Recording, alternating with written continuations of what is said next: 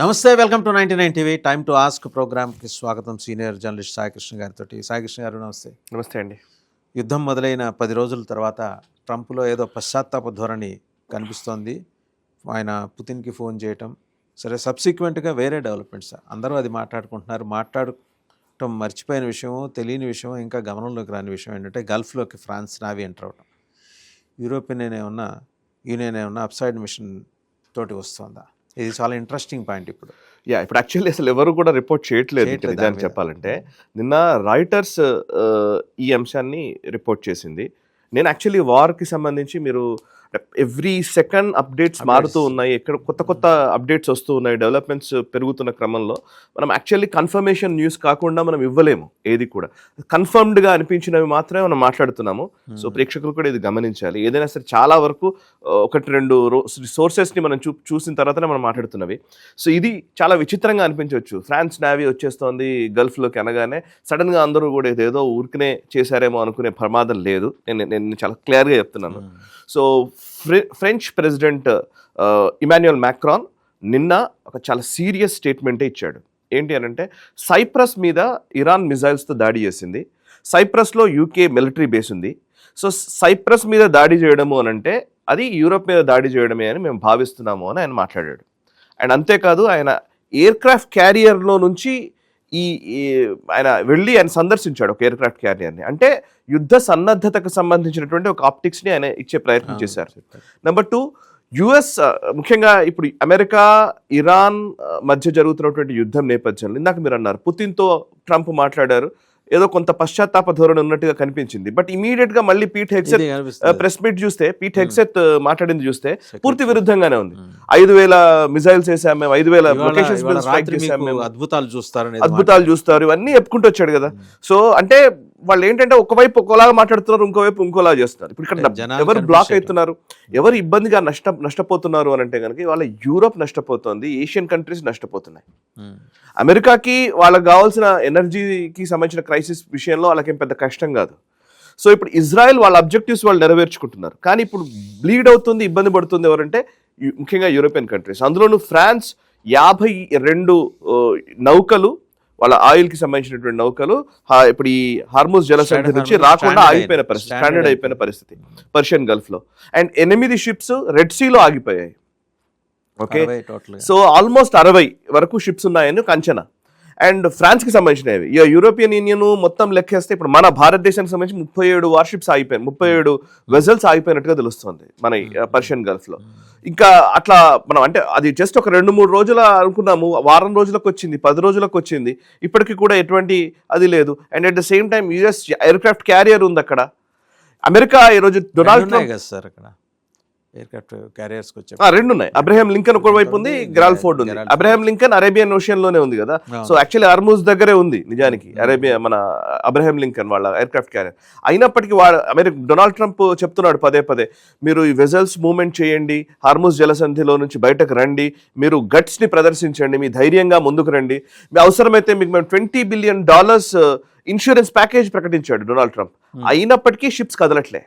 ఎందుకంటే ఎక్కడి నుంచి ఎప్పుడు ఇరాన్ అటాక్ చేస్తుందనే ఒక భయం ఉంది. సూసైడ్ బోట్స్ రెడీగా ఉన్నాయి అక్కడ. అదే ఎప్పుడు అటాక్ చేస్తుందో తెలియని ఒక పరిస్థితిలో హార్ముజ్ దగ్గర ఉన్న నేపథ్యంలో ఇప్పుడు ఆ షిప్స్ ని బయటకు తీసుకురావడం అనేది మేజర్ ఇష్యూ. సో ఇప్పుడు మనం అన్నట్టుగా ఫ్రాన్స్ నావీ అక్కడికి ఎందుకు వెళ్తోంది అని అంటే కనుక గల్ఫ్ లోకి వెళ్ళడానికి నిర్ణయించుకుంది.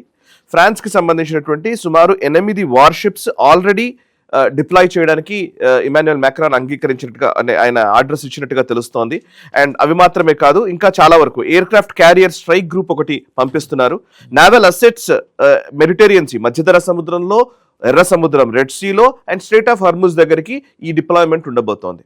ఎందుకు ఇది చేస్తున్నారు? ఇరాన్ పై యుద్ధానికా అంటే కాదు, అమెరికాకు సపోర్టివ్ గా యుద్ధం చేయడానికా అంటే కాదు, కేవలం దీన్ని ఎందుకోసం అంటే డిఫెన్సివ్ స్ట్రాటజీ అని వాళ్ళు చెప్తున్నారు. ఏంటి డిఫెన్సివ్ స్ట్రాటజీ అంటే, ఇరాన్ మిజైల్స్ అటాక్ చేస్తున్న నేపథ్యంలో మా వార్షిప్స్ తోటి ఈ పర్టికులర్ వెజల్స్, ఆయిల్ వెజల్స్ ఏవైతే ఉన్నాయో, ఆయిల్ తీసుకొస్తున్నటువంటి షిప్స్, నౌకలు ఏవైతే ఉన్నాయో వాటికి భద్రతగా ఫ్రాన్స్ వార్షిప్స్ ని ఎస్కార్ట్ గా పంపిస్తున్నామని వీళ్ళు చెప్తున్నారు.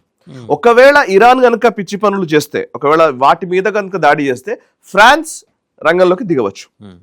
ఒక ఫ్రాన్స్ మాత్రమేనా అని అంటే ఈవెన్ యూరోపియన్ యూనియన్ కూడా వాళ్ళు కూడా ప్రకటించారు. సుమారు యూరోపియన్ యూనియన్ నుంచి వస్తున్నటువంటి ఫైటర్ జెట్స్ వాటి గురించి డీటెయిల్స్ చెప్తాను నేను. యూకే Type 45 డిస్ట్రాయర్స్ ని, HMS డ్రాగన్స్ ని అక్కడ ఆల్రెడీ డిప్లాయ్ చేసినట్టు తెలుస్తోంది. F-35 fighter jets, typhoon jets ని ఆల్రెడీ సైప్రస్ లో, ఖతార్ లో డిప్లాయ్ చేశారు ఇప్పుడు యూకే కూడా. అండ్ ఇంకోవైపు Italy air defence support for Gulf countries, ఇప్పటికే ఎయిర్ డిఫెన్స్ సపోర్ట్ వాళ్ళు ఇస్తున్నారు. అండ్ అంతేకాదు ఇప్పుడు ఈ మిజైల్ సిస్టమ్ వీళ్ళకి ఇప్పుడు సర్వీలియన్స్ ఈ యాక్టివిటీస్ లో కూడా వాళ్ళు ముందుకొచ్చారు. ఈవెన్ జార్జియా మెలోని కూడా చాలా సీరియస్ గానే వ్యాఖ్యలు చేసినటువంటి పరిస్థితి. ఈవెన్ స్పెయిన్ యాక్చువల్లీ అమెరికాకి సపోర్ట్ చేయమని చెప్పి, అమెరికాకి మేము సపోర్ట్ చేయమన్నది, కానీ వాళ్ళ వెజల్స్ అక్కడ ఇరుక్కుపోయి ఉన్నాయి. వాళ్ళ నౌకలు రావాలి, షిప్స్ మూవ్మెంట్ జరిగితే మీరు యుద్ధం ఎన్ని రోజుల్లో చేసుకోండి, మాకు సమస్య లేదు. షిప్స్ మూవ్మెంట్ ఉండాలి, ప్రత్యేకించి వాళ్ళ ప్రయోజనాల కోసం వాళ్ళకి. ఎగ్జాక్ట్లీ. మాకు కావాల్సింది ఏంటంటే మీరు ఎంత యుద్ధం చేసుకుంటారో చేసుకోండి, మాకు మా ఆయిల్ ట్రేడ్ ఆపకండి. మా వాణిజ్యం మీద ఇంపాక్ట్ చేస్తే మాత్రం మేము ఊరుకోం. అంటే ఇప్పుడు ఇక్కడ ఇరాన్ చేస్తున్నటువంటి పిచ్చి పని ఏంటంటే, మనం మొదటి నుంచి అంటున్నాం, ఇరాన్ ఏం చేసిందంటే యుద్ధాన్ని తమ పైన యుద్ధం ప్రకటించినప్పుడు, తమ పైన దాడి చేసినప్పుడు దీన్ని అక్కడితో కన్ఫైన్ చేయకుండా దీన్ని ప్రపంచానికి విస్తరించింది ఈ సమస్యని. నిజానికి వెనిజులాలో జరగలే. వెనిజులాలో అటాక్ జరిగిన తర్వాత వెనిజులా సరెండర్ అయిపోయింది, అక్కడికి ఆగిపోయింది. బట్ ఇక్కడ యూరప్కి సంబంధించినటువంటి దాంట్లో మాత్రం ఈ పర్టికులర్ ఇరాన్ విషయంలో మాత్రం గల్ఫ్ కంట్రీస్కి మిజైల్స్ కొట్టి, డ్రోన్స్ కొట్టి అక్కడ ఒక ఇబ్బంది క్రియేట్ చేసింది. ఆ తర్వాత సైప్రస్ మీద అటాక్ చేసింది, టర్కీ మీద అటాక్ చేసింది. టర్కీ నాటో దేశం. ఓకే, సో ఇట్లాంటి టైంలో అండ్ ఇంకోటి అది కాక హర్ముజ్ జలసంధిని ఆపేశారు. సుమారు 100కు పైగా నావల్ షిప్ ఈ ఆయిల్కి సంబంధించిన ట్రేడ్ షిప్స్ అన్ని వెజల్స్ అన్ని ఆగిపోయినాయంట. 100కు పైగా ఉన్నాయి. అండ్ అందులోనూ ఇప్పుడు ఒక యూరోపియన్ కంట్రీస్ వీళ్ళు అందరికీ కూడా ఎనర్జీ క్రైసిస్ వచ్చేసింది. విపరీతంగా బ్యారెల్స్ ధర పెరుగుతోంది, ఆయిల్ ధర పెరుగుతోంది, ఎల్పిజికి సంబంధించినటువంటి సమస్య ఆల్రెడీ వచ్చింది. ఇట్లాంటి టైంలో ఇది ఒక వాణిజ్యపరమైన యుద్ధంగా మార్చితే ఊరుకునేది లేదు అని యూరోపియన్ యూనియన్ అనుకుంటుంది. ఇదంతా ఎక్కడి నుంచి మొదలైంది అని అంటే దీనికి భారత్కి కూడా లింక్ ఉంది. యాక్చువల్లీ చాలా మంది భారతదేశాన్ని, ముఖ్యంగా ప్రధాని నరేంద్ర మోదీ గారు సైలెన్స్ లో ఉన్నారు, మోదీ మౌనం వహిస్తున్నారు అంటున్నారు. మౌనం వేరు, ఇనాక్షన్ వేరు. సైలెన్స్ కి ఇనాక్షన్ కి డిఫరెన్స్ అంటే తెలియట్లా, నిష్క్రియాపరత్వానికి నిశ్శబ్దానికి మధ్య. ఎగ్జాక్ట్లీ. సో మౌనం వేరు, ఇనాక్షన్ వేరు. అంటే యాక్షన్ చేయకపోవడం వేరు, ఏ చర్య తీసుకోకపోవడం వేరు. మనం చర్యలు తీసుకుంటున్నాం ఆల్రెడీ.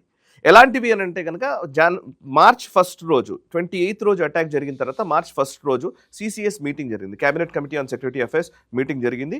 ఆ మీటింగ్ తర్వాత నరేంద్ర మోదీ ఫ్రాన్స్ అధినేత ఇమాన్యుయల్ మ్యాక్రాన్తో మాట్లాడారు. మనం దాని గురించి కూడా డిస్కస్ చేశాం ఇంతకుముందు.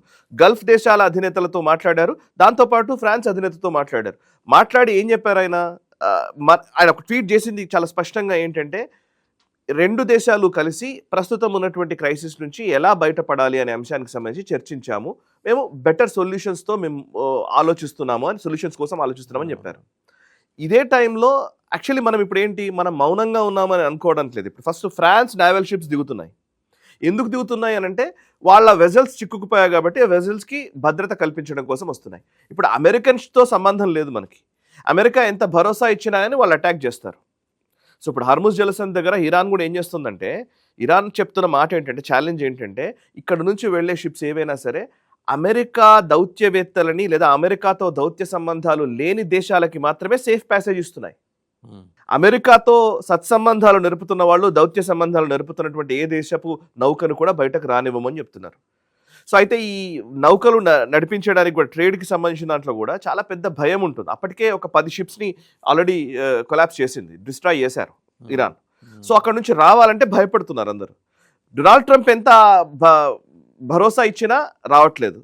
సో ఈవెన్ డొనాల్డ్ ట్రంప్ చాలాసార్లు కొన్ని ఫేక్ న్యూస్ కూడా వచ్చాయి, మేము హర్ముజ్ జలసంధిలో మేము బయటకు తీసుకొచ్చాము, అమెరికన్ షిప్స్తో మేము బయటకు తీసుకొచ్చామని చెప్తున్నారు. అది కూడా అబద్ధం అని తెలిసింది. So what ever it may be, but ఇప్పుడు యూరోపియన్ యూనియన్కి సంబంధించినటువంటి దేశాలు ఇప్పుడు రంగంలోకి దిగడము, వాళ్ళు అస్పైట్స్ మిషన్ అంటారు. వాళ్ళు అస్పైట్స్ మిషన్ అంటే ఏంటంటే, యాక్చువల్లీ యూరోపియన్ యూనియన్ రెడ్ సీలో యాజ్ వెల్ యాజ్ ఈ హర్ముజ్ జలసంధి దగ్గర కావచ్చు, ఎక్కడైనా అంటే వెస్ట్ ఆఫ్రికాలో కావచ్చు, పనామా దగ్గర కావచ్చు, ఎక్కడైనా సరే ఈ ట్రేడ్కి ఇబ్బంది కలిగించే విధంగా, ఆ షిప్స్ మూవ్మెంట్కి ఇబ్బంది కలిగించే విధంగా రెబల్స్ లేదా మిలీషియాస్ లేకపోతే అక్కడ ఉన్నటువంటి ఎవరైనా పైరేట్స్ ఇట్లాంటి వాళ్ళు దాడులు చేయకుండా అస్పైట్స్ మిషన్ అని వాళ్ళు పెట్టుకున్నారు. యూరోపియన్ యూనియన్ చేసే మిషన్ అది. సో అస్పైట్స్ మిషన్ ఏంటి? అస్పైట్స్ అంటే అర్థం ఏంటి అని అంటే షీల్డ్. అది ఇప్పుడు ఈ రోమన్ ఎంపరర్ కవచం మాదిరి. షీల్డ్ కవచం మాదిరి అనమాట. సో ఆస్పైట్స్ మిషన్ ని ఇప్పుడు ఇక్కడ Implement చేయబోతున్నారు. ఇంప్లిమెంట్ చేయబోతున్నారు. సో ఇదే క్రమంలో ఈవెన్ భారత్ కూడా వస్తుంది. దాని గురించి డీటెయిల్స్ చెప్తా. Right sir, thank you Sai గారు.